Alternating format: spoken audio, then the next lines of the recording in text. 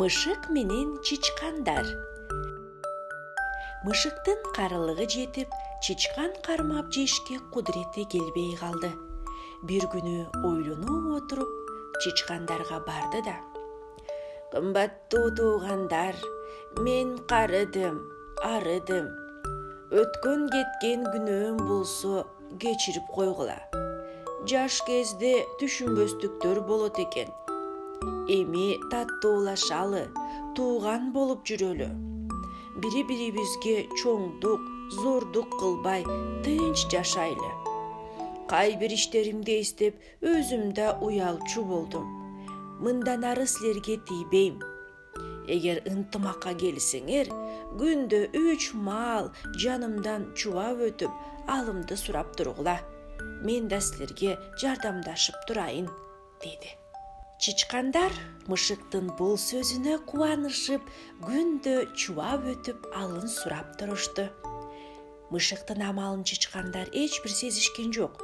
Ал бурчка тынч отуруп алып, чычкандарды чубатып өткөрүп жиберет да эң акыркы чычканды лып басып жеп коет. Күндө 3 маал 3 чычкан жеп, өз ишине ыраазы болуп жата берет. Күндөрдүн биринде чычкандардын мыктысы Шылк мурун менен Былк мурун чычкандардын көбөйбөй эле азайып баратканын сезип, мышыктан шек санашып аңдып калышат. Бир күнү Шылк мурун алдыга, Былк мурун артка түшүп, бардыгы өтүп бүткөндө амандыкты билдирип, бири-бирине үн салууга убада кылышып, мышыктын алдынан чубашты. Өтүп бүткөн кезде алдыдагы Шылк мурун: "Сен кайдасың, Былк мурун?" деп кыйкырды. "Мен баратам, түгөлбүз", деп Былк мурун жооп берди. Мышык Былк мурунду жей албай калды. Арадан дагы көп күндөр өттү. Мышык бир да чычкан жей албай ачкадан өлмөй болду.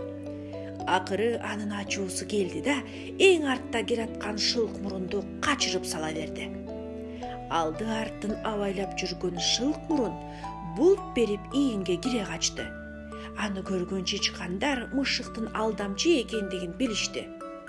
Ошондон кийин чычкандар жолобой коюп, мышык ачкадан өлгөн экен.